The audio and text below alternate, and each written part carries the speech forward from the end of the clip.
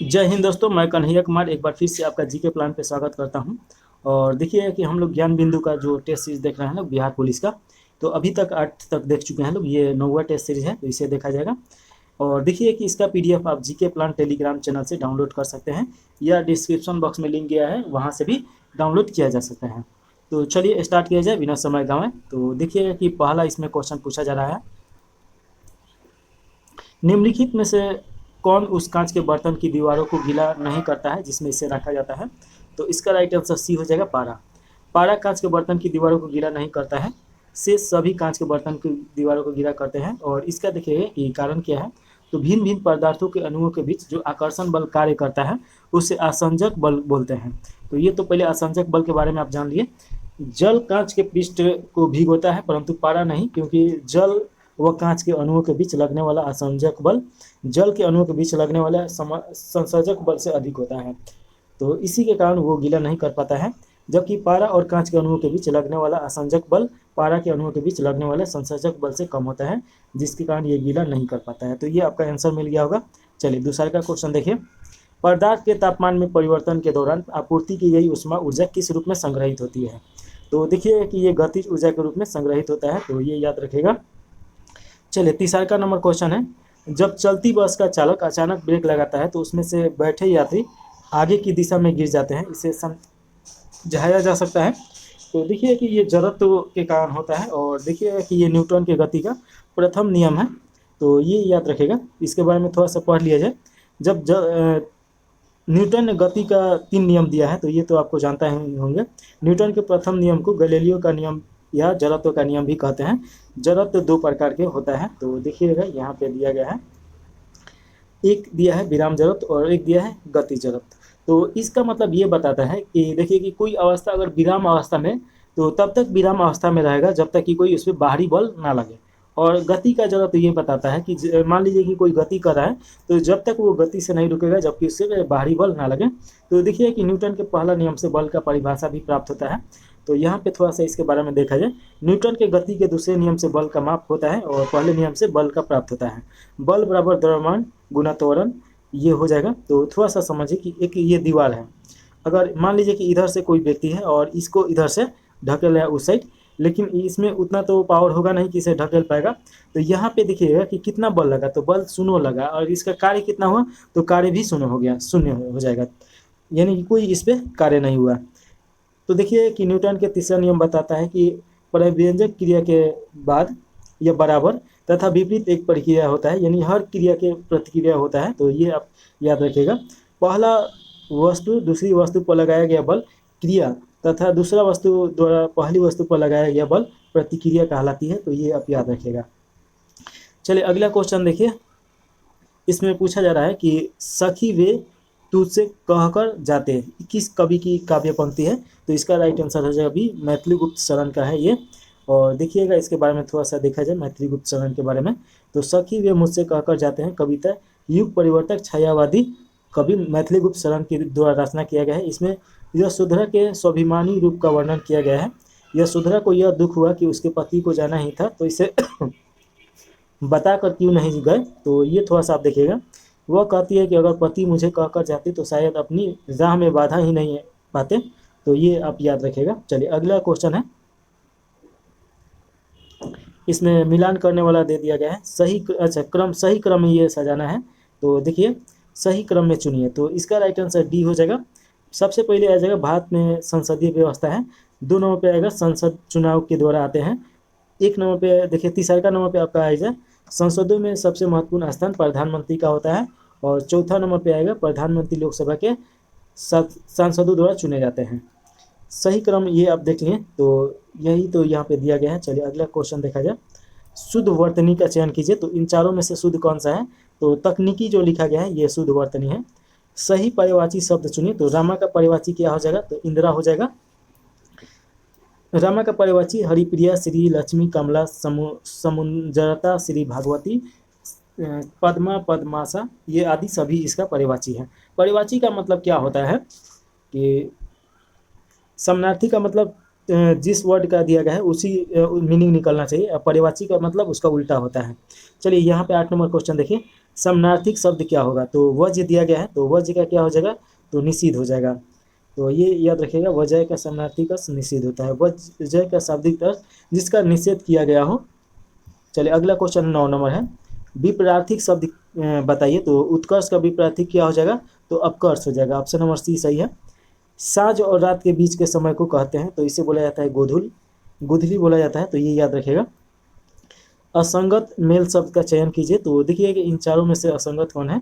तो अशोक। अशोक एक आपका असंगत हो जाएगा। अशोक का अर्थ जिसे शोक ना हो, अर्थात शोक रहित। और बाकी देखिए रोष, कोष, अमर्ष, अर्ष, ये सभी गुस्सा या आवेश है। रिक्त स्थानों की पूर्ति कीजिए। तो यहाँ पे दिया गया डैश इस गुफा में गया, काल कवती हो गया। तो ये क्या हो जाएगा? तो जो कोई इस गुफा में गया, काल कवंतित हो गया यानी मृत्यु हो गया। तो ये हो सकता है। तो 12 का ऑप्शन नंबर डी होना चाहिए। चलिए देख लिया जाए, डी ही दिया गया है, तो राइट आंसर डी सही है। अगला क्वेश्चन है कि वाक्य के अशुद्ध भाग यानी त्रुटिपूर्ण भाग का चयन कीजिए। तो देखिएगा, पिताजी मुझको नई कमीज और माँ के लिए एक सुंदर साड़ी लाएं। कोई त्रुटि नहीं है इसमें दिया गया है। आंसर देखिएगा कि ये हो जाएगा, पिताजी मुझको नई कमीज। तो देखिए कि इसका क्या हो जाएगा? सही वाक्य होगा, पिताजी मेरे लिए नई कमीज और माँ के लिए एक सुंदर साड़ी लाए। तो ये इसका सही हो जाएगा। चलिए 14 नंबर क्वेश्चन है, select the most appropriated option to fill in the blank. देखिए कि two young man the clan from the women necks and ran away. तो इसका क्या हो जाएगा? तो पुल्ड हो जाएगा, यानी कि दो आदमी एक औरत के गले के चेन खींचकर भाग गए। तो पुल्ड यहाँ पे ऑप्शन नंबर ए सही हो जाएगा। चलिए अगला क्वेश्चन देखिए, यहाँ पे दिया गया है,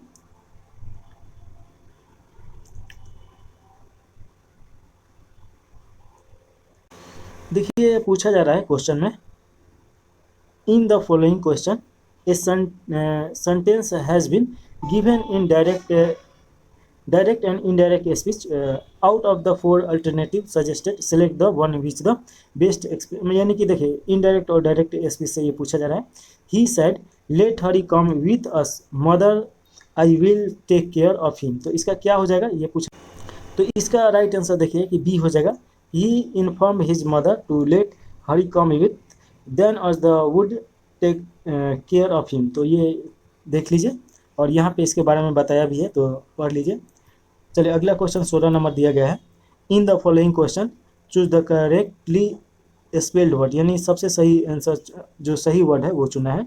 तो राइट आंसर सी हो जाएगा, फेबुलियस हो जाएगा। फेबुलियस का मतलब होता है वेरी गुड या एक्सीलेंट होता है। चलिए अगला क्वेश्चन देखिए, इसमें प्रीपोजिशन भरना है। तो Kanishka was initiated dash Buddhism by the Buddhism monk हो जाएगा। तो ऑप्शन नंबर बी सही है, इनटू यहाँ पे आ जाएगा। अगला क्वेश्चन है 18 नंबर, इसमें देखिएगा कि दिया गया है, select the most appropriated option that can substitute the underline segmented in the given sentence if there is no need to substitute it, select no substitute required। तो यहाँ पे दिया गया है I must replying this letter immediately। तो इसका right answer C हो जाएगा, reply to this letter। तो ऑप्शन नंबर सी सही है। अगला क्वेश्चन है 19 number, select the option that is closest in the meaning to the underline items and phrase। तो इसका जो सबसे नज़दीकी मीनिंग है वो बताना है। तो देखिएगा 19 का, तो इसमें पढ़िए पहले, I will always be grateful to my friend because she has been with me thought think and think. तो इसका बी हो जाएगा, in both good times and bad times, यानी कि सही समय में भी और गलत समय में भी साथ रहते हैं लोग। चलिए अगला क्वेश्चन हम लोग को देखना है 19 के बाद 20 नंबर।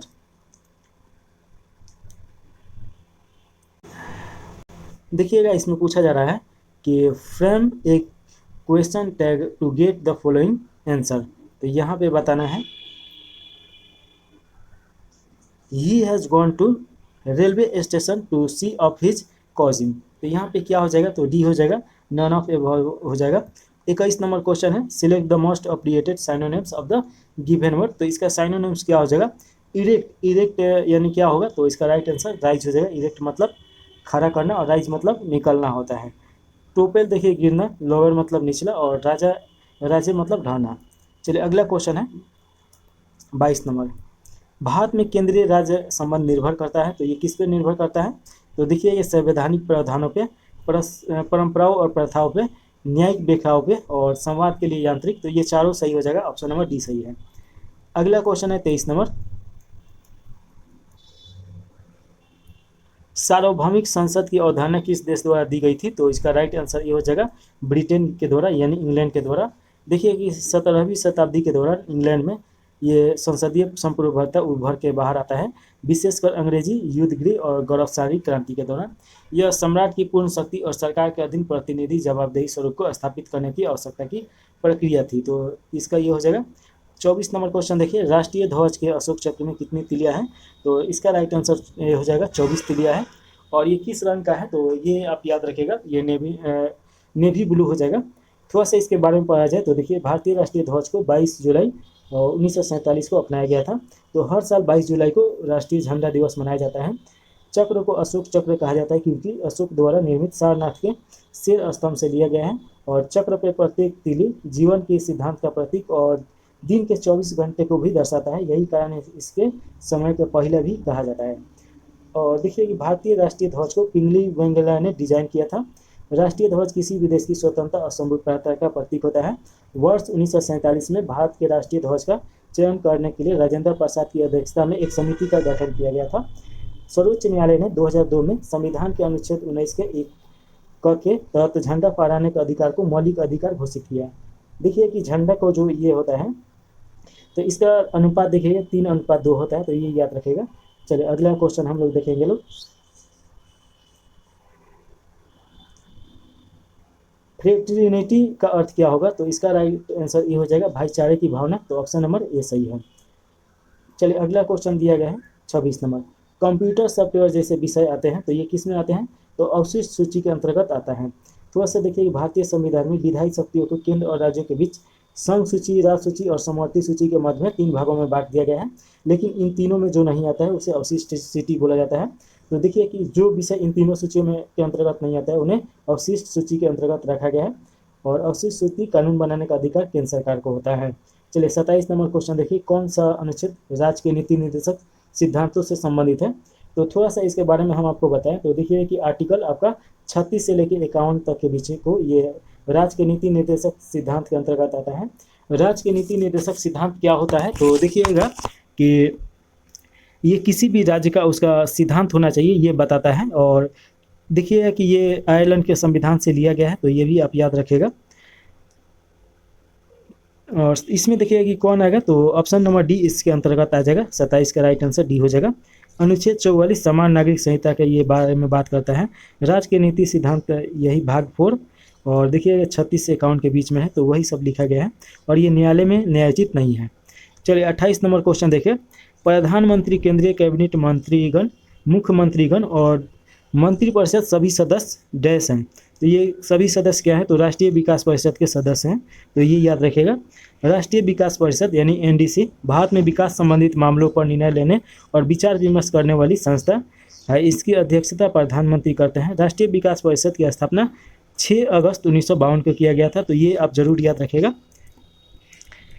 देखिए कि इसके संरचना कौन है, तो अध्यक्ष प्रधानमंत्री हो जाते हैं, सभी केंद्रीय कैबिनेट मंत्री इसके सदस्य हैं, राज्य के सभी मुख्यमंत्री या उनके स्थापन केंद्र शासित प्रदेशों के प्रतिनिधि और नीति आयोग के सदस्य। चलिए अगला क्वेश्चन है 29 नंबर। भारत के नियंत्रक और महालेख परीक्षक का कार्यकाल कितने वर्ष का होता है? तो इसका राइट आंसर हो जाएगा 6 वर्ष। थोड़ा सा इसके बारे में यहाँ पे दिया गया है, तो पढ़ लिया जाए। भारतीय संविधान के अनुच्छेद 48 में नियंत्रण और महालेख परीक्षक के बारे में चर्चा किया गया है। इनका कार्यकाल 6 वर्ष या 65 वर्ष जो भी पहले हो।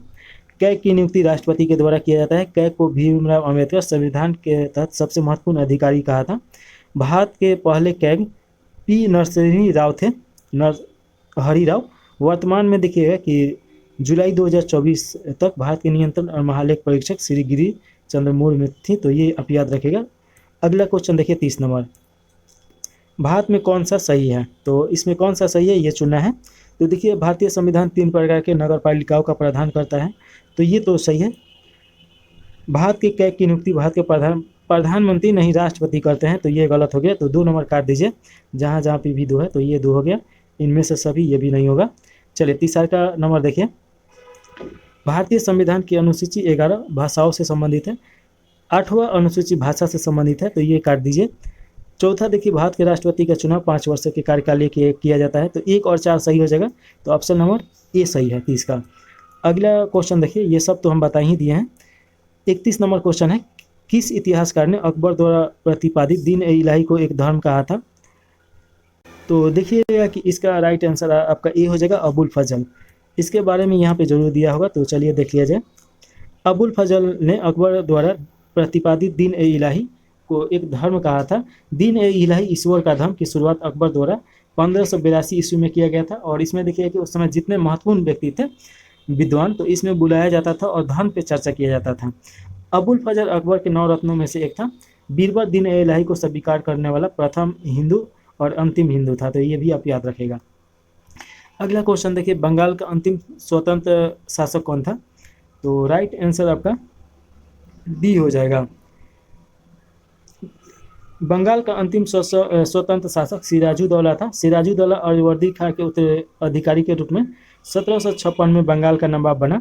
कालकोठरी घटना घटता है इसके शासनकाल में। देखिएगा कि 18x14 का एक कमरा रहता है, और उसमें देखिएगा कि 146 जो अंग्रेज था लोग, तो उसको इसमें डाल दिया गया और बंद कर दिया गया। उसमें देखिए कि उस कोठरी में सिर्फ छोटा सा एक खिड़की था, वो भी ऊपर था।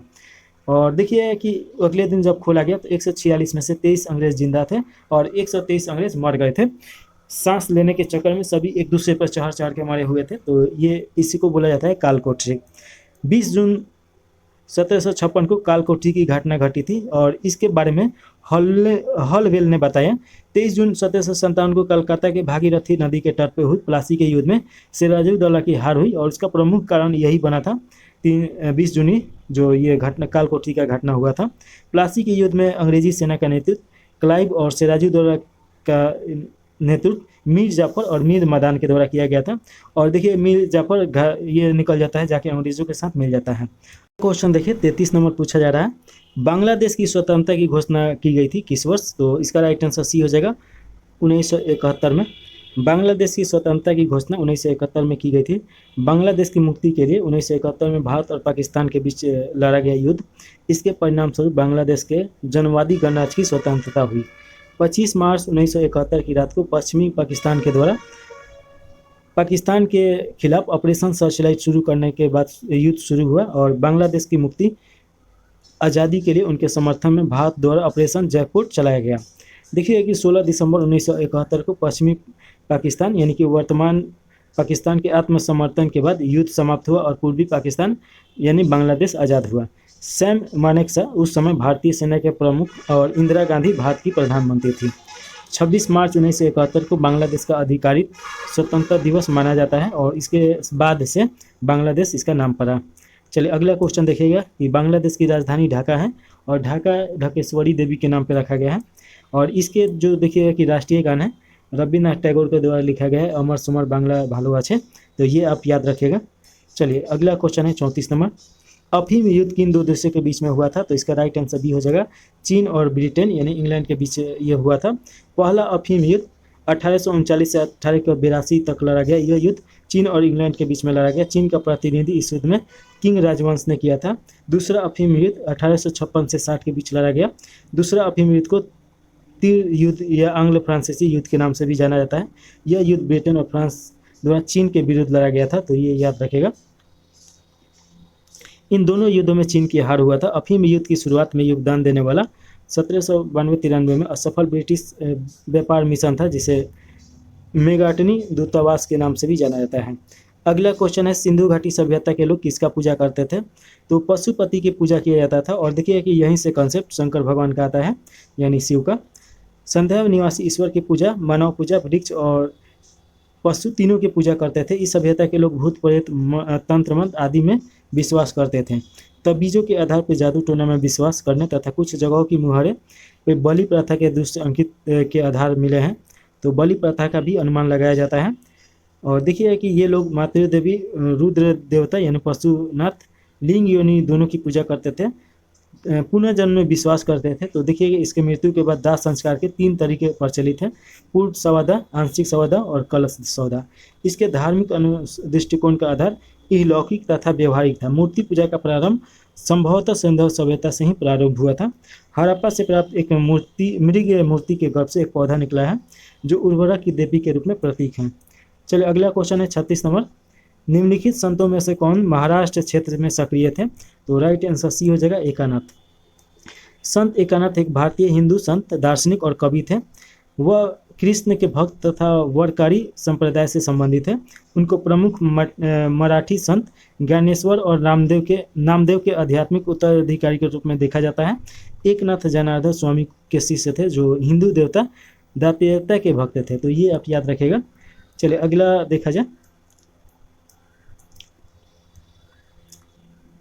37 नंबर क्वेश्चन।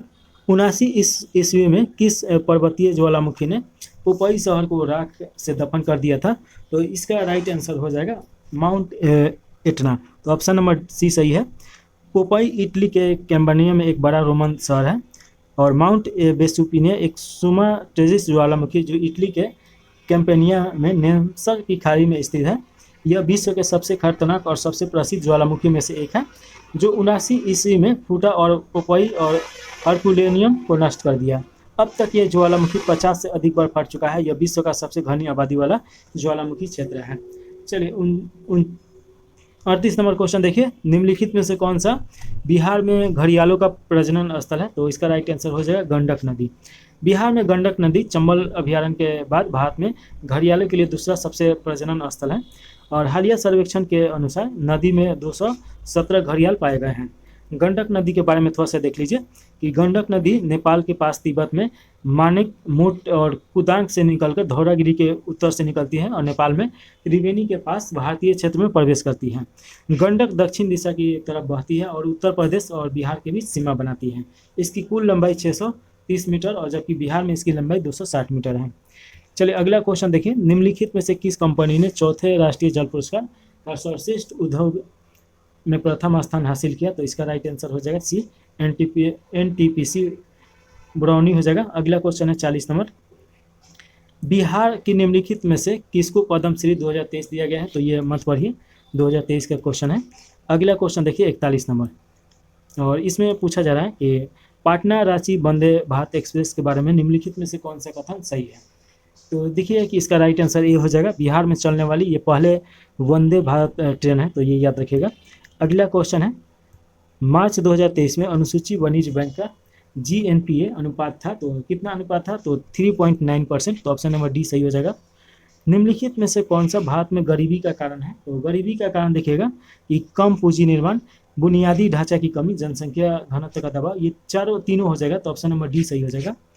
44 नंबर क्वेश्चन देखिए। शकरकंद एक भूमिगत संरचना है जो भोजन का भंडारण करता है। इस पौधे में भोजन कहाँ बनता है? तो पत्तियां में बनता है। तो ऑप्शन नंबर ए सही हो जाएगा।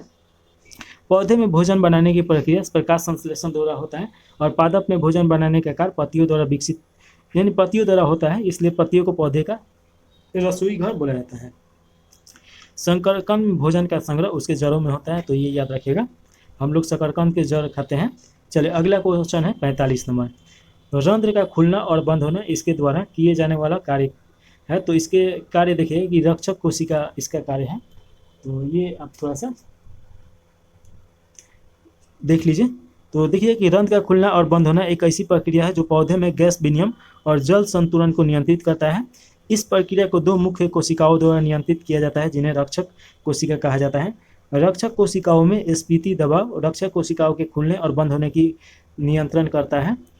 देखिए कि जल अवशोषण के परिणाम स्वरूप रक्षक कोशिकाओं बड़ी हो जाती है तो रंध्र के छिद्र खुल जाते हैं और जल उत्सर्जन के बाद रक्षक कोशिकाएं सिकुड़ जाती हैं तो छिद्र बंद हो जाते हैं। रंध्रों का खुलना और बंद होना तापमान, कार्बन डाइऑक्साइड और आर्द्रता जैसे कारकों पर निर्भर करता है। अगला क्वेश्चन देखिए 46 नंबर क्वेश्चन है। गन्ने का लाल सड़न किसके कारण होता है? तो इसका राइट आंसर सी हो जाएगा, कोलेक्ट्रोरिज्म फलक्रम के कारण होता है। तो ये याद रखिएगा। और इस रोग का नाम रेड रॉट है और 1906 में सर EJ बटलर के द्वारा खोजा गया था। तो ये याद रखिएगा। चलिए अगला क्वेश्चन देखिए 47 नंबर। प्लाज्मा झिल्ली शब्द किसके द्वारा दिया गया? तो राइट आंसर हो जाएगा डी, जेक्यू प्लोवे। कोशिका झिल्ली को प्लाज्मा लेपर या प्लाज्मा झिल्ली कहा जाता है। यह एक जैविक झिल्ली होता है जो सभी कोशिकाओं के आंतरिक भाग को बाहरी वातावरण से अलग करता है। कोशिका झिल्ली मुख्य रूप से फैटी एसिड आधारित लिपिड और प्रोटीन से बना होता है। प्लाज्मो झिल्ली देखिएगा शब्द 1931 में जेक्यू लोबे द्वारा खोजा गया था। प्लाज्मा झिल्ली का इकाई झिल्ली मॉडल रॉबर्टसन द्वारा प्रतिपादित किया गया। कोशिका झिल्ली का उन्नत नमूना 1972 में देखिएगा कि सिंगर और निकोलसन द्वारा प्रतिपादित किया गया। इसे तरल किमनी नमूना के रूप में भी व्यापक रूप से स्वीकार किया गया है। अगला क्वेश्चन 48 नंबर है, कृषि बीमा योजना शामिल है, तो ये किस में शामिल है? तो देखिए प्रधानमंत्री फसल बीमा, ये सही हो जाएगा। पुनर्गठित मौसम आधारित फसल योजना, ये भी सही है, तो ऑप्शन नंबर सी सही हो जाएगा। ए और सी बी सही है। अगला क्वेश्चन देखिए, ट्रिपल बॉटम लाइन के लोकप्रिय अवधारणा के संबंध में निम्नलिखित में से कौन सा सही है? तो इसका राइट आंसर सी सही है। सामाजिक और पर्यावरणीय अच्छाइयाँ उत्पन्न करने के साथ ही यह कॉर्पोरेट घरानों को धन लाभ कराता है, तो ऑप्शन नंबर सी सही हो जाएगा। अगला क्वेश्चन देखिएगा 50 नंबर, निम्नलिखित में से कौन सा शहर भारत की पहली ई कचरा रिसाइकलिंग इकाई स्थापित करेगा? तो इसका राइट आंसर बी हो जाएगा, बेंगलोर। देखिएगा कि ये सब जहाँ पे बहुत बड़ा बड़ा दिया गया है या आपके एग्ज़ाम के व्यू से वो सही नहीं है, तो उसको हम नहीं पढ़ रहे हैं। हालांकि आप पीडीएफ में पढ़ सकते हैं नॉलेज के लिए, क्योंकि वहाँ से क्वेश्चन आने का संभावना बहुत कम रहता है। चलिए 50 के बाद 51 नंबर क्वेश्चन देखिए, और 51 नंबर क्वेश्चन में पूछा जा रहा है, भारत और 5 एशियन देश अर्थात कंबोडिया, लाओस, म्यांमार, थाईलैंड और वियतनाम मिलकर बनाते हैं, क्या बनाते हैं? तो देखिए कि मेकिंग गंगा कॉरपोरेशन यानी कि MGC बनाते हैं। इसके बारे में थोड़ा विस्तार से पढ़ा जाए तो इस संगठन का नाम मेकोंग गंगा सहयोग संगठन, दो बड़ी नदियाँ गंगा और मेकोंग के नाम से रखा गया है। इसका गठन पर्यटन, सांस्कृतिक, शिक्षा के साथ साथ परिवहन और संचार में सहयोग के लिए किया गया है। इसे 2000 ईस्वी में वियतयाते लाडो PRD में लॉन्च किया गया। चलिए 52 नंबर क्वेश्चन पूछा जा रहा है कि निम्नलिखित में से कौन सा कर एक प्रत्यक्ष कर नहीं है? तो कर दो प्रकार का होता है, एक अप्रत्यक्ष कर, एक प्रत्यक्ष कर। प्रत्यक्ष कर होता है कि डायरेक्ट हम लोग सरकार को देते हैं, और अप्रत्यक्ष कर होता है कि किसी वस्तु को खरीदते हैं और उस पर जो हम लोग से कर लिया जाता है, फिर कंपनी सरकार को कर देता है, तो ये इनडायरेक्ट कर के अंतर्गत आता है। तो प्रत्यक्ष कर में देखिएगा कि प्रत्यक्ष कर वह कर है जिसके मौद्रिक और वास्तविक बोझ अर्थात कर से उत्पन्न कराघात तथा करापात उसी व्यक्ति पे पड़ता है जिसके ऊपर सरकार कर लगाता है। जिसमें देखिएगा कि इसका उदाहरण दिया गया है आयकर, निगम कर, उपहार कर, अस्तित्व कर, व्यय कर, संपत्ति कर, पूंजी कर और लाभांश कर और प्रतिभूति कर। अप्रत्यक्ष कर उसे बोला जाता है जिन करों के वास्तविक बोझ को विवर्तित किया जा सकता है, अर्थात वैसा कर जिसका करापात एवं कराघात दोनों अलग अलग व्यक्तियों पर पड़ता है, अप्रत्यक्ष कर कहलाता है। और देखिए कि अप्रत्यक्ष कर के उदाहरण है उत्पादन कर, सीमा कर और बिक्री कर और सेवा कर। अगला क्वेश्चन है 53 नंबर, डेयरी सहकारी समिति के संदर्भ में निम्नलिखित कथनों पर विचार कीजिए। तो देखिएगा कि ऑप्शन दिया गया है, ऑप्शन 1 में दिया गया है सरकारी, देखिए कि सरकार डेयरी सहकारी समितियों को ऋण के ब्याज में 2% राहत देगी, तो ये सही है। Foot and mouth disease brucellosis के विरुद्ध घरेलू पशुओं का 100% टीकाकरण किया जाएगा। तो देखिए फुट और माउथ डिजीज ये विषाणु के कारण होता है, और उनके जो मुंह देखिए उगाली जो करता है लोग, वहाँ पे सड़न टाइप का हो जाता है, या नीचे जो खूर होता है उसमें हो जाता है, तो ये ऑप्शन भी सही है। 15,000 करोड़ द्वारा पशुपालन आधारभूत संरचना निधि का गठन किया जाएगा, तो ये भी सही है। तो 1, 2, 3 सही है, तो ऑप्शन नंबर सी सही हो जाएगा। चलिए इसके बाद अगला क्वेश्चन देखेंगे लोग, ये वही सब दिया गया है। 54 नंबर क्वेश्चन है, UNDP तैयार करता है, UNDP क्या तैयार करता है? तो मानव विकास सूचकांक, तो ऑप्शन नंबर ए सही हो जाएगा। देखिए कि HDI यानी कि मानव विकास सूचकांक इस बात पर जोर देने के लिए बनाया गया था कि किसी देश के विकास का आकलन करने के लिए लोगों और उनकी क्षमताओं का अंतिम मापदंड होना चाहिए, न कि केवल आर्थिक। मानव विकास सूचकांक की अवधारणा का विकास पाकिस्तान के महबूब उल हक के द्वारा किया गया था। अमर्त्य सेन और अन्य ज्ञात अर्थशास्त्रियों के साथ महबूब उल हक 1990 में पहली बार मानव विकास रिपोर्ट प्रकाशित की है। और देखिए मानव विकास सूचकांक 3 बुनियादी आयाम पर आधारित है। एक आयाम है लंबा और स्वस्थ जीवन यानी कि जीवन प्रत्याशा, ज्ञान तक पहुंच यानी स्कूल शिक्षा के अपेक्षित वर्ष और शिक्षा के औसत वर्ष, जीने का एक समय मानक यानी प्रति व्यक्ति आय, तो ये तीनों इसमें शामिल किया गया। और देखिए कि मानव सूचकांक सूचना 2023-24 में 193 देशों में भारत का स्थान 134वां है। यूएनडीपी का मुख्यालय न्यूयॉर्क में है, तो न्यूयॉर्क जानते ही हैं यूएस में है। अगला क्वेश्चन है 55 नंबर, और ये पूछा जा रहा है कि नई सार्वजनिक उद्यम नीति 2021 के अनुसार कौन सा कथन सत्य है या असत्य है, तो ये बताना है। देखिए पहला में दिया है रणनीतिक क्षेत्र में शामिल परमाणु ऊर्जा, अंतरिक्ष प्रतिरक्षा, परिवहन और दूरसंचार, पावर, पेट्रोलियम और कोयला एवं अन्य खनिज, बैंकिंग, बीमा एवं वित्तीय सेवा। तो ये एक में दिया है रणनीतिक क्षेत्र में शामिल है, तो ये तो सही है पहला। दूसरा का देखिए सिर्फ एक सरकारी कंपनी को रखा जाएगा, सिर्फ सरकारी कंपनी को नहीं रखा जाएगा, सिर्फ यहाँ पे आ गया तो ये गलत हो जाएगा। तो यहाँ पे राइट आंसर आपका देखिएगा कि सिर्फ एक सही है, और ऑप्शन में देखा जाए ऑप्शन में आपका राइट आंसर ये हो जाएगा, केवल एक सत्य है और दो असत्य है। चलिए अगला क्वेश्चन देखिए 56 नंबर क्वेश्चन है, निम्नलिखित में से सही उत्तर का चयन कीजिए। तो देखिएगा कि सी इसका राइट आंसर हो जाएगा। आधुनिक भारतीय सिक्के सांकेतिक सिक्के हैं, तो ये सही है। सांकेतिक सिक्के का मतलब आपको समझ में आ रहा है, जैसे कि मान लीजिए कि कोई वस्तु 10 पैसा का है, लेकिन उस पर अगर लिख दिया जाए कि ये इसका मान 100 रुपया है, तो वो मार्केट में 100 रुपया ही चल रहा है, तो उसका संकेत ही दिखा रहा है, क्योंकि ओरिजिनल मूल्य तो कम हो गया। तो उसी प्रकार जो सिक्का होता है तो उसका ओरिजिनल मूल्य कम होता है और सांकेतिक सिक्के होते हैं। दूसरा का है क्यूप्रोनिक धातु का उपयोग पिघलाने को हतोत्साहित करने के लिए किया जाता है, तो ये सही है। सिक्का का निर्माण अधिनियम 2011 सिक्कों को पिघलाने पर रोक लगाता है, तो ये भी सही है। अगला क्वेश्चन है निम्नलिखित में से वह अक्षर श्रृंखला ज्ञात कीजिए जो दिए गए नियम का पालन करती है। तो श्रृंखला दिया गया है, देखिए श्रृंखला में आसन अक्षरों के बीच छोड़े गए अक्षरों की संख्या 3 के गुणज हैं। तो देखिए कि राइट आंसर आपका इसमें अगर बनाइएगा तो ये तो बहुत इजी है, बना लीजिएगा, सी हो जाएगा। चलिए अगला क्वेश्चन देखिए 57 के बाद 58 नंबर, निम्नलिखित आकृति में लुप्त संख्या ज्ञात कीजिए। तो क्वेश्चन मार्क के जवाब पे क्या आएगा, तो देखिए क्वेश्चन मार्क के जवाब पे 9 आ जाएगा, तो ऑप्शन नंबर ए सही हो जाएगा। ये देखिएगा कि 1 का स्क्वायर है और ये आपका, तो 1 का पावर 1 है, मतलब 3 पे पावर 1 है, तो यहाँ पे पावर 9 का 1 हो जाएगा, और यहाँ पे 9 का 4 दिया गया है, ये 3 पे 4 दिया गया है, तो ये नीचे जैसे है वैसे ही ऊपर है, तो ये राइट आंसर ये सही है।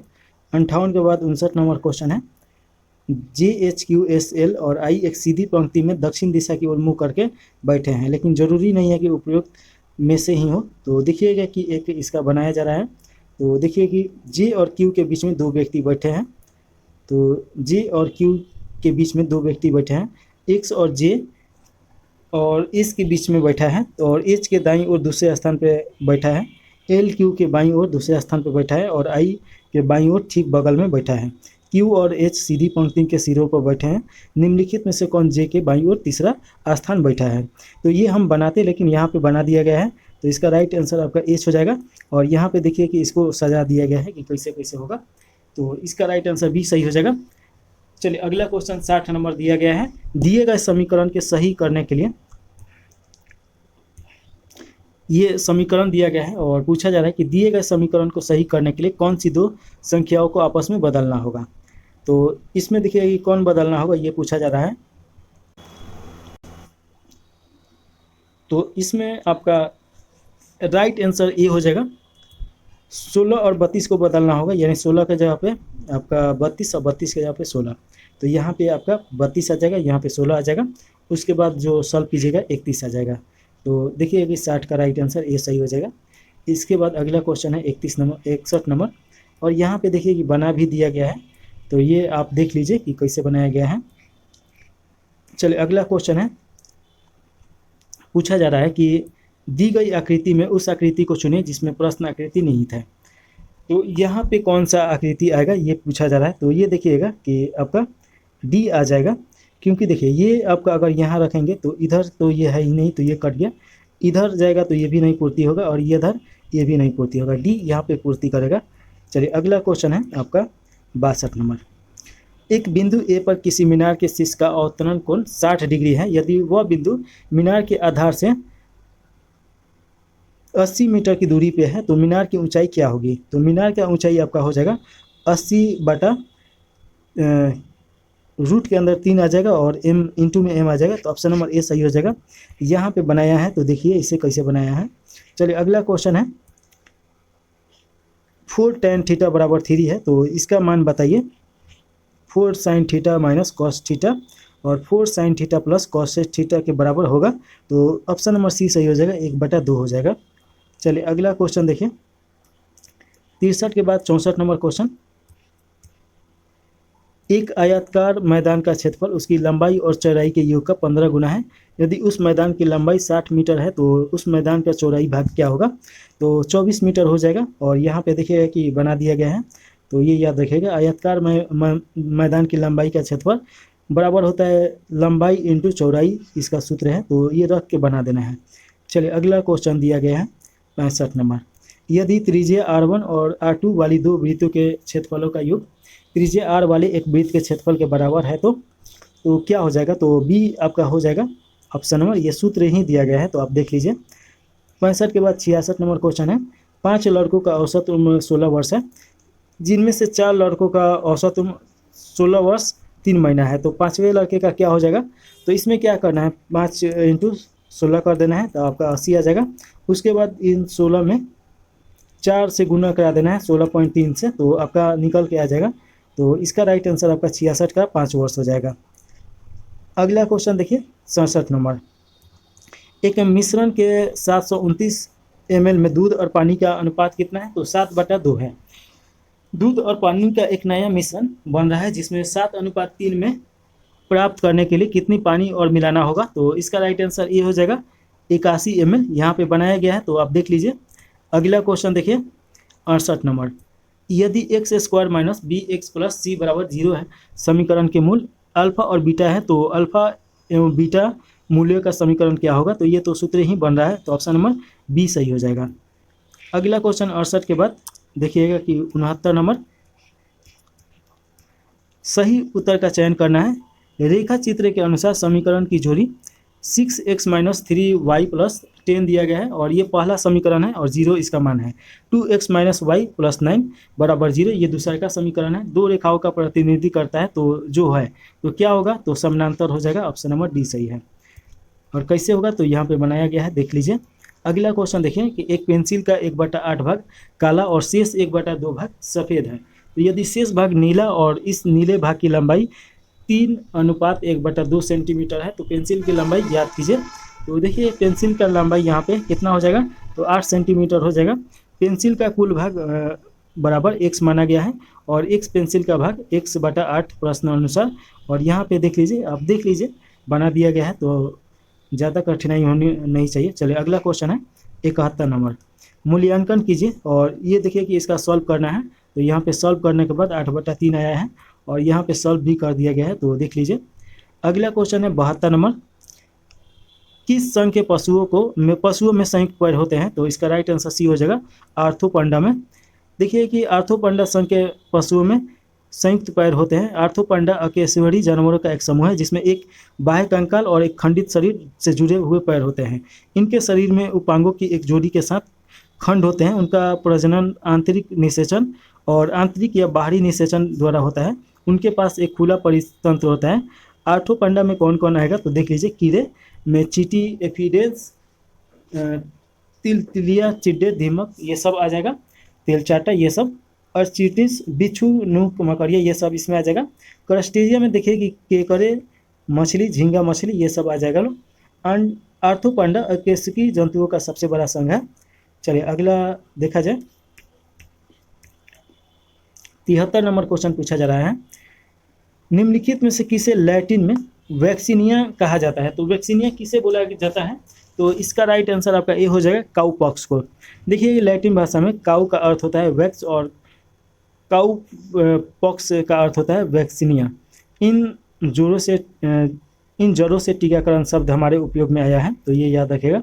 वैक्सीनिया वायरस जो एक पॉक्स वायरस है, और पॉक्स वायरस देखिए इसका नाम यहाँ पे वैक्सीनिया वायरस का नाम भी है, जो अलग अलग होता है, लेकिन स्मॉल पॉक्स यानी चेचक और काउ पॉक्स पैदा करने वाला वायरस से निकटता से संबंधित है। इसमें स्मॉल पॉक्स के खिलाफ टीके बनाने में उपयोग किए जाने वाला तनाव भी शामिल है। 1796 ईस्वी में एक अंग्रेजी चिकित्सक एडवर्ड जेनरल को पता चला कि जिसे दूधियों के काउ पॉक्स हुआ, उन्हें महामारी के दौरान भी स्मॉल पॉक्स नहीं हुआ था। जेनर ने जानबूझकर लोगों को स्मॉल पॉक्स देने की कोशिश की और पाया कि वे सभी लोग अब स्मॉल पॉक्स के प्रतिरोधी हो गए थे। ऐसा इसलिए था क्योंकि स्मॉल पॉक्स का वायरस काउ पॉक्स से निकटता से संबंधित है। यह विकसित होने वाला पहला सफल टीका था। चलिए अगला क्वेश्चन देखिएगा। किसी जीव के विकासवादी इतिहास को डैश के रूप में जाना जाता है? तो इसका राइट आंसर डी हो जाएगा, जातिवृत्ति हो जाएगा। किसी जीव के विकासवादी इतिहास को जातिवृत्ति के रूप में जाना जाता है। विकास का परिवर्तन की एक क्रमिक और निरंतर प्रक्रिया है जो समय के साथ आनुवंशिकी संरचना के नमूनों बदलाव साथ साथ पर्यावरण परिवर्तन के कारण होती है, जिससे नई प्रजातियों का निर्माण होता है। तो ये देखिए, और उसके बाद देखिए कि जातिवृत्ति यह एक विकास की प्रक्रिया के दौरान विभिन्न पीढ़ियों के माध्यम से एक जीव के विकास का अध्ययन है, अर्थात यह एक जीव का विकासवादी इतिहास है।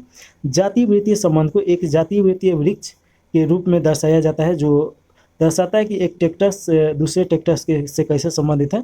जातिवृत्तीय वृक्ष आरेख आणविक अनुक्रम डाटा विश्लेषण पर आधारित है। गुण या लक्षण जातिवृत्तीय में प्रयुक्त डेटा की इकाई है। तो यहाँ पे इसके बारे में बता भी दिया गया है, तो ये देख लीजिए। और देखिए कि इसमें दिया गया है कि अभिवृत्ति एक जीव की उत्पत्ति और विकास का अध्ययन है। एक व्यक्ति के जीव के विकास की श्रृंखला को कवर करता है। व्यक्ति वृत्ति निषेचन के समय वे शुरू होने वाले अध्ययन को कवर करता है। इनमें जन्म के समय सभी विकास संबंधी प्रक्रियाएं और उनके बाद की प्रक्रियाएं भी शामिल है। वंशावली देखिए कि यह किसी जीव की मौजूदा प्रजातियों के आदम पूर्वजों का अध्ययन है।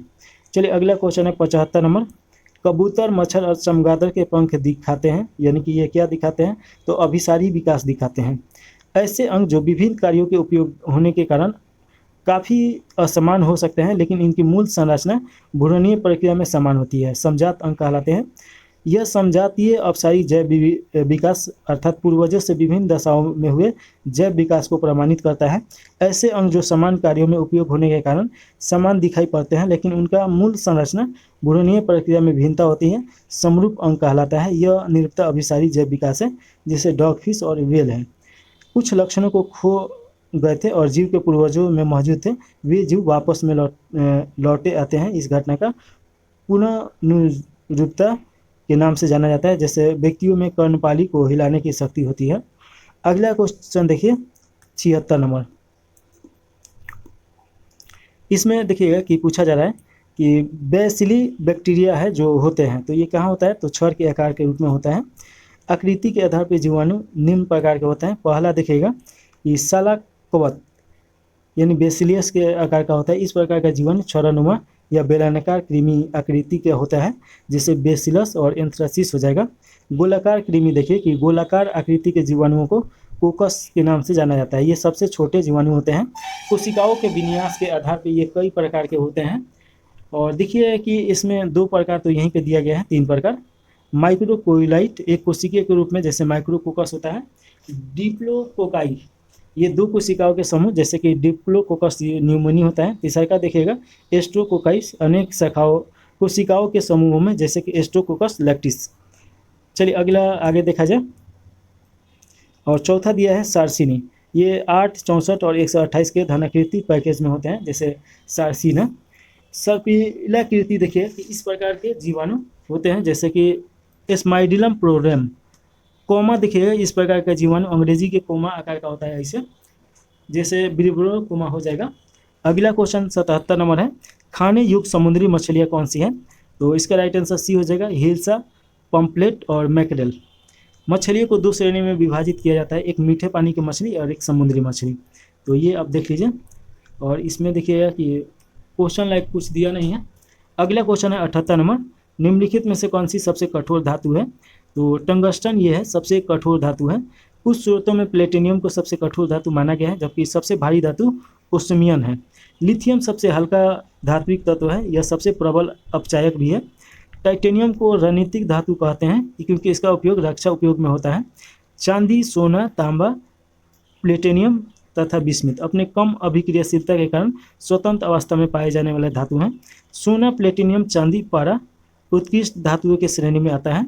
चांदी और तांबा विद्युत धारा का सर्वोच्च चालक होता है। पारा और लोहा विद्युत धारा के प्रभाव में अपेक्षाकृत अधिक प्रतिरोध उत्पन्न करता है। धातुओं में सबसे अधिक आघातवर्धन सोना और चांदी का होता है। आघातवर्धन का मतलब हो गया कि इसको जितना पीटा जाएगा उतना ही ये चादर के रूप में फैलता जाएगा। इसे समझिए कि 1 ग्राम अगर सोना हो तो उससे 2 किलोमीटर का तार बनाया जा सकता है। अगला क्वेश्चन 79 नंबर है। देखिए कि इसमें पूछा जा रहा है निम्नलिखित में से कौन सी धातु पारद के साथ मिश्रण नहीं बनाती है। तो इसका राइट आंसर आपका तांबा होना चाहिए। एक बार देख लिया जाए तो ऑप्शन नंबर डी दिया गया है, तांबा नहीं होगा, सॉरी लोहा हो जाएगा। तो देखिएगा कि लोहा धातु पारद के साथ मिश्रण नहीं बनाता है। पारा का निष्कर्षण सिनेबार अयस्क है और पारा का अपेक्षित घनत्व 13:6 होता है। पारा ऊष्मीय और विद्युत का सुचालक है, यह परमाणिक होता है। 4.12 के ताप पर पारा का प्रतिरोध शून्य हो जाता है। देखिए कि पारा अन्य धातुओं के साथ मिलकर धातुएं घोल बनाता है जिसे अलंगम कहते हैं। पारा को लौह पात्र में रखा जाता है क्योंकि यह लोहे के साथ अलंगन नहीं बनाता है। ट्यूबलाइट में सामान्यतः मरकरी का वाष्प और आर्गन गैस भरे जाते हैं। पारा को क्विक सिल्वर के नाम से भी जाना जाता है। चलिए अगला क्वेश्चन देखिए कि अंकुरित जौ के दाने के किण्वन से प्राप्त अल्कोहल को डैश कहा जाता है। तो इसे बियर बोला जाता है। तो जो बियर बनता है इसका मतलब क्या हो गया कि जौ के दाने से बनता है। तो ऑप्शन नंबर ए सही हो जाएगा। और देखिए कि जितना पेय पदार्थ है यहाँ पे बनाया गया है। और देखिए कि रम जो होता है इसमें एल्कोहल की मात्रा 55 से 45 होता है और ये सीरा से बनाया जाता है। विस्की देखिए कि 40 से 50 इसमें एल्कोहल होता है जो जौ से बनता है। ब्रांडी देखिए कि 40 से 50 इसमें होता है परसेंटेज अल्कोहल, अंगूर से बनता है ब्रांडी। जिन देखिएगा कि 35 से 40% होता है और ये मक्का से बनता है। बियर 3 से 6% ये जौ से बनता है। शैंपेन देखिए कि 10 से 15% इसमें अल्कोहल होता है, अंगूर से बनता है शैंपेन। पोर्ट शेरी देखिए 15 से 25% अल्कोहल होता है और अंगूर से बनता है। साइडर 2 से 6% सेब से बनता है। मिथाइल अल्कोहल को कास्ट स्पिरिट के नाम से भी जाना जाता है और इससे देखिए कि जब लकड़ी का कोई सामान बनाया जाता है उस पर कारपेंटर द्वारा पेंट किया जाता है ताकि इसमें कीड़ा ना लगे। देखिएगा कि रेक्टिफाइड स्पिरिट को व्यावसायिक अल्कोहल भी कहते हैं। इसमें 95.6% इथाइल अल्कोहल तथा शेष 4.4% पर जल होता है। परिशोधक स्पिरिट बेंजीन एवं पेट्रोल के मिश्रण को शक्ति अल्कोहल कहा जाता है। रासायनिक विज्ञान की वह शाखा जिसमें शराब और शराब के सभी पहलुओं का अध्ययन किया जाता है ओनोलॉजी कहलाता है। अगला क्वेश्चन है 81 नंबर। देखिए कि इसमें क्वेश्चन पूछा जा रहा है कि एक रेडियोधर्मी पदार्थ का आधा जीवन 4 महीने का होता है। पदार्थ का 3/4 हिस्सा क्षय हो जाएगा। तो ये कितने माह में? तो ऑप्शन नंबर सी सही हो जाएगा, 8 माह में ये क्षय हो जाएगा। चलिए यहाँ पे देखिए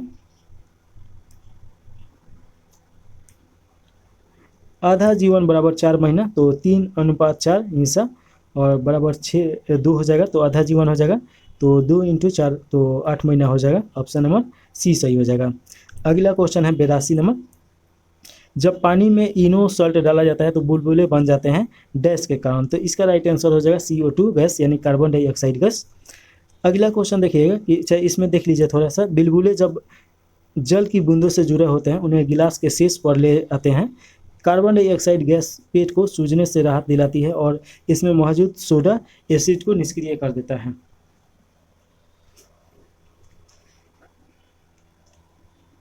चलिए अगला क्वेश्चन देखिए 83 नंबर। निम्नलिखित में से कौन सा तत्व सबसे पहले कृत्रिम रूप से उत्पादित किया गया था? तो इसका राइट आंसर डी हो जाएगा, टेक्नीशियम हो जाएगा। देखिएगा कि TC यानी टेक्नीशियम पहला कृत्रिम रूप से उत्पादित तत्व है। टेक्नीशियम का परमाणु संख्या 43, इसका रासायनिक ये TC हो जाएगा। टेक्नीशियम के सभी समस्थानिक रेडियोधर्मी हैं जिसमें 97 TC के पूर्ण अयानित अवस्था को छोड़कर कोई भी स्थिर नहीं है। टेक्नीशियम एक्वा रेजिया नाइट्रिक अम्ल और सांद्रिक अम्ल में विलीन हो जाते हैं लेकिन ये हाइड्रोक्लोरिक अम्ल में अविलीयशील है। तो ये याद रखिएगा। चिकित्सा परीक्षण में रेडियोधर्मी समस्थानिक टेक्नोलेशियम का उपयोग किया जाता है।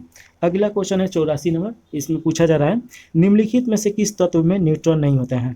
तो न्यूट्रॉन किस में नहीं होता है? तो हाइड्रोजन में न्यूट्रॉन नहीं होता है। हाइड्रोजन एकमात्र ऐसा तत्व है जिसमें न्यूट्रॉन नहीं पाया जाता है। हाइड्रोजन आवर्त सारणी का प्रथम तत्व है। इसका परमाणु संख्या 1 है। परमाणु द्रव्यमान 1.008 होता है। सूर्य और तारों का आधा से ज़्यादा भाग हाइड्रोजन से ही बना है। हाइड्रोजन को भविष्य का ईंधन कहा जाता है।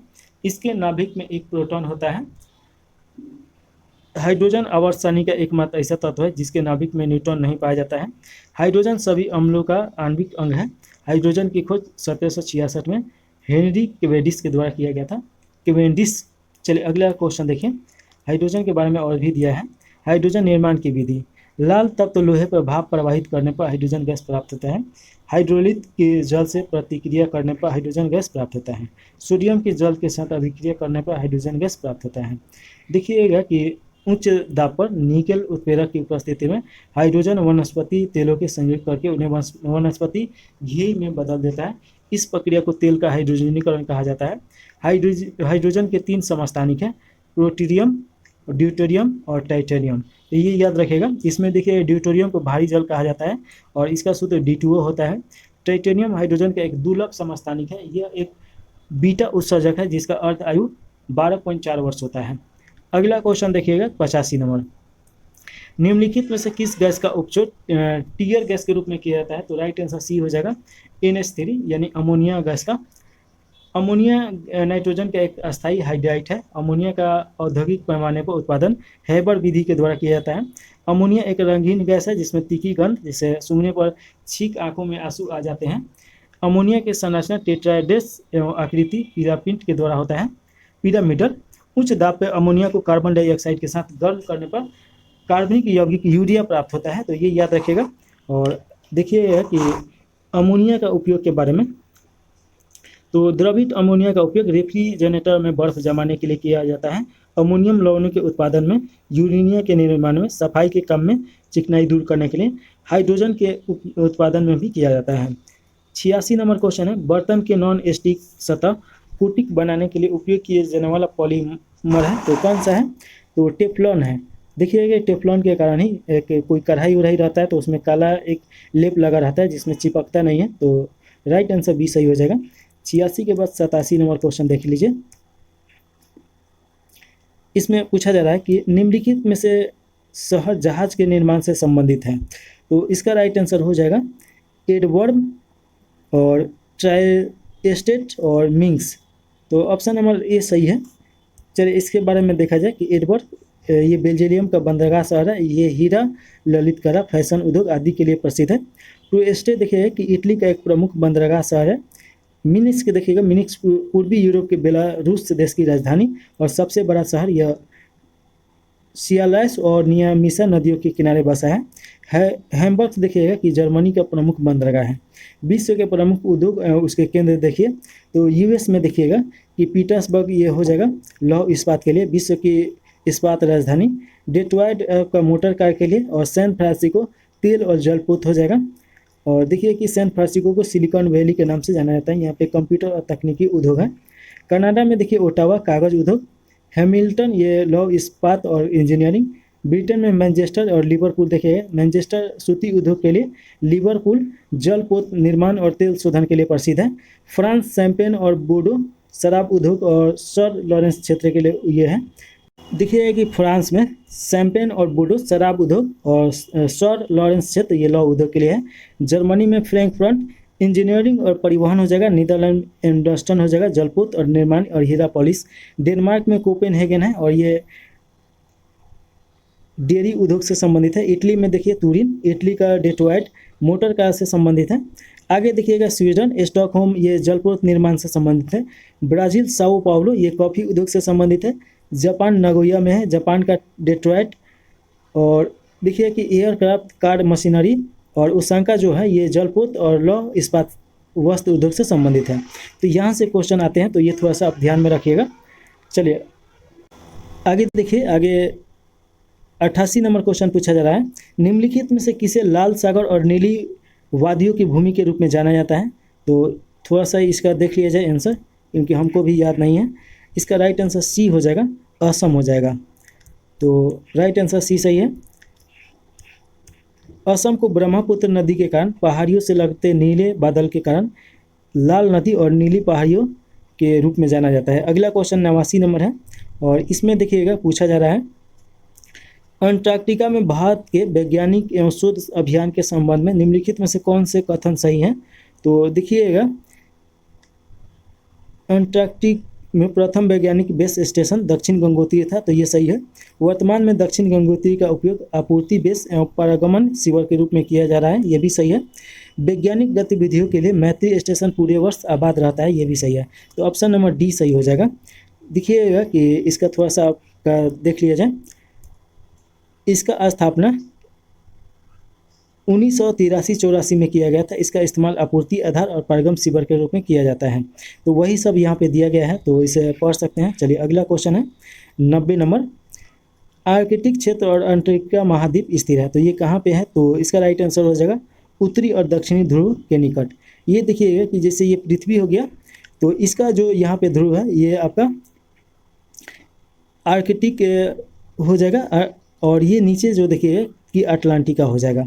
तो ये उत्तरी ध्रुव और ये दक्षिणी ध्रुव के नाम से जाना जाता है। इसी के बारे में यहाँ पे दिया गया है। चलिए अगला क्वेश्चन देखिए।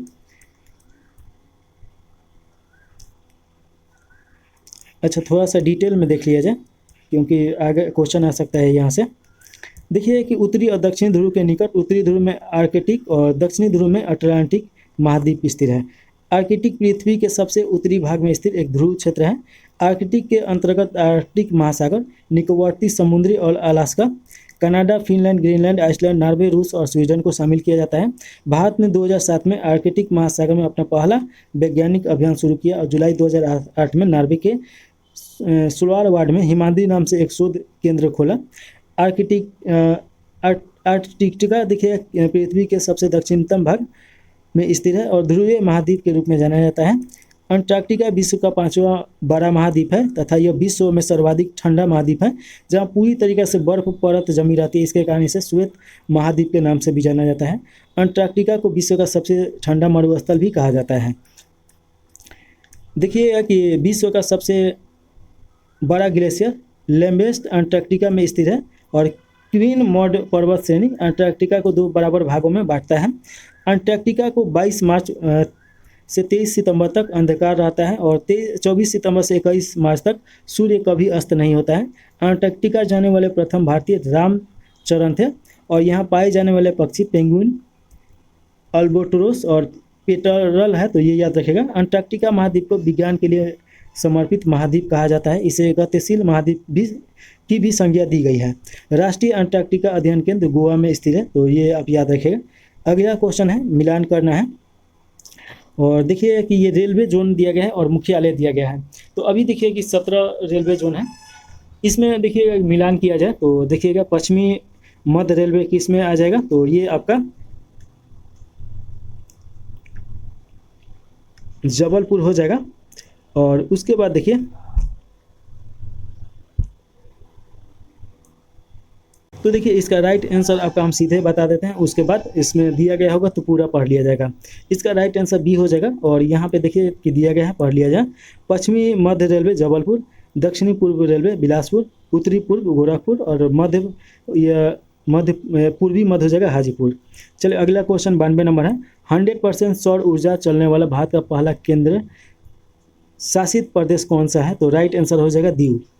दीव में देखिए कि 100% सौर ऊर्जा से ये यहाँ पे ऊर्जा का जितना खपत होता है इसका ज़रूरत पूरा होता है।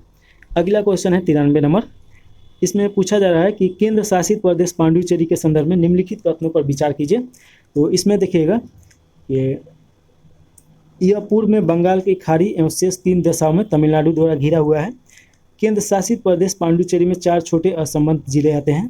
तो राइट आंसर आपका दोनों सही है, 1, 2, तो सी हो जाएगा। पांडुचेरी पूर्व बंगाल की खाड़ी और शेष 3 दिशाओं में तमिलनाडु द्वारा घिरा हुआ है। केंद्र शासित प्रदेश पांडुचेरी 4 छोटे जिलों से मिलकर बना है। देखिए कि पांडुचेरी, ये पांडुचेरी में है, कराईकलाड, ये कराईकलाड, माहे और यानाम यानी यानम। चलिए अगला क्वेश्चन पूछा जा रहा है इसमें 94 नंबर। वाणिज्यिक अनाज कृषि का एक महत्वपूर्ण फसल है। तो ये इसमें देखिए कि चारों में गेहूँ हो जाएगा। गेहूं, चावल, मक्का आदि वाणिज्यिक अनाज कृषि का महत्वपूर्ण फसल है। गन्ना, कपास, जूट ये नकदी फसल के अंतर्गत आता है। अगला क्वेश्चन है 95 नंबर। परावर्तन के नियम सत्य है। तो देखिएगा कि सभी परावर्तक सतहों के लिए, तो इसका राइट आंसर डी हो जाएगा। किसी सतह से टकराकर प्रकाश के वापस लौटने की प्रक्रिया को प्रकाश का परिवर्तन बोला जाता है। परावर्तन के नियम देखिए कि आपतित किरण, परावर्तित किरण और सतह का लंबवत सभी तल एक ही पे होते हैं। आपतन कोण परावर्तन कोण के हमेशा बराबर होता है। 96 नंबर क्वेश्चन देखिए कि पूछा जा रहा है कौन सा बेहतर कंडक्टर है। तो इसमें देखिएगा कि आपका बी हो जाएगा निकल। धातु का चालकता क्रम चांदी सबसे ज़्यादा तांबा, सोना, एल्युमिनियम, जिंक, निकल, आयरन और प्लेटिनियम, स्टील और लेड हो जाएगा। किसी चालक का वह गुण जो विद्युत धारा के प्रवाह का प्रतिरोध करता है प्रतिरोधकता कहलाता है। और देखिएगा कि प्रतिरोधकता जितनी कम होती है चालकता उतनी ही बेहतर होगी। उपयुक्त दिए गए तत्वों की प्रतिरोधकता है, तो देखिए कि निकल की प्रतिरोधकता 6.85 इंटू 10⁻⁸ ओम मीटर हो जाएगा। लोहे की प्रतिरोधकता यहाँ पे दिया गया है, तो ये याद रख सकते हैं। इसका निकल का याद रखिए, बाकी 3 का छोड़ दीजिए। चलिए 97 नंबर क्वेश्चन है, खगोलीय दूरबीन द्वारा बनाई गई छवि होती है, तो ये कैसा छवि होता है, तो आभासी और आवर्धित होता है। खगोलीय दूरबीन का उपयोग तारों और ग्रहों जैसे आकाशीय पिंडों को देखने के लिए किया जाता है। देखिएगा थोड़ा सा इसके बारे में दिया गया है, तो स्थलीय दूरबीन के बारे में, इसका उपयोग जमीन पर दूर वस्तुओं को देखने के लिए किया जाता है। और दूरबीन द्वारा निर्मित छवि आभासी, सीधा और छोटा होता है। इसमें 3 लेंस होते हैं, तीसरा लेंस सीधी छवि बनाने के लिए उपयुक्त होता है। गैलीलियो के द्वारा दूरबीन खोजा गया था, तो ये तो आप याद रखिएगा। और देखिएगा सरल सूक्ष्मदर्शी, इसका उपयोग वस्तुओं के अवांछित छवि देखने के लिए किया जाता है। इसका आविष्कार एंटोनी वान ल्यूखक के द्वारा किया गया था। यह ऐसी छवियां बनाता है जो आभासी और विस्तारित होता है। यौगिक सूक्ष्मदर्शी के बारे में देख लीजिए। यह यौगिक सूक्ष्मदर्शी किसी वस्तु की आवर्धित छवि बनाने के लिए 2 या 2 से अधिक लेंसों का उपयोग करता है। इसके द्वारा निर्मित छवि आवर्धित, आभासी और उल्टा होता है। 98 नंबर क्वेश्चन है, ध्वनि की तीव्रता किसके संदर्भ में पाई जाती है, तो इसका राइट आंसर बी हो जाएगा, आयाम हो जाएगा। ध्वनि की तीव्रता उत्पन्न करने वाला कंपन के आयाम के वर्ग के समानुपाती होता है। कंपन का आयाम अधिक होने पर ध्वनि तेज होगी और कम होने पर कम हो जाएगा। ध्वनि की तीव्रता माध्यम के घनत्व पर भी निर्भर करता है। ध्वनि का तरत्व उसके आवृत्ति पर निर्भर करता है। आवृत्ति जितना अधिक होगा तरत्व उतना ही अधिक होगा।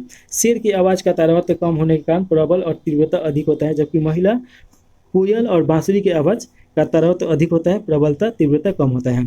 पुरुषों की आवाज़ की तुलना में महिलाओं की आवाज़ तरत्व सामान्यतः अधिक होता है।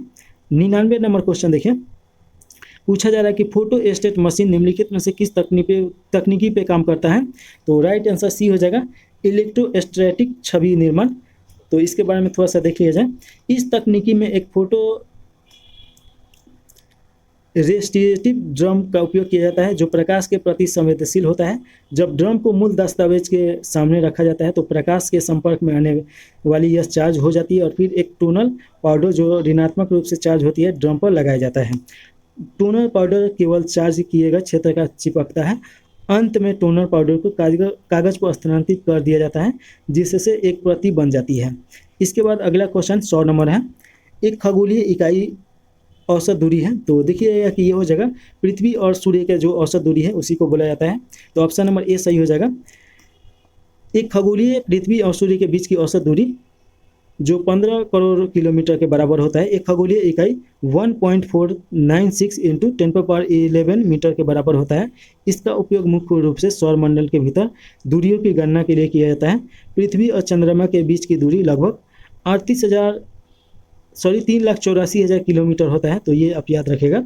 तो इस प्रकार देखिएगा कि हम लोग का 100 क्वेश्चन यहीं पे समाप्त हो रहा है। कोई भी सलाह देने के लिए आप कमेंट बॉक्स में कमेंट कर सकते हैं, या कुछ भी बताने के लिए या कुछ भी पूछने के लिए। यहाँ पे पहुँच गए हैं तो लाइक और कमेंट करके ही जाइए। इसी के साथ इसे समाप्त कर दिया जाए। जय हिंद, जय भारत, जय बिहार।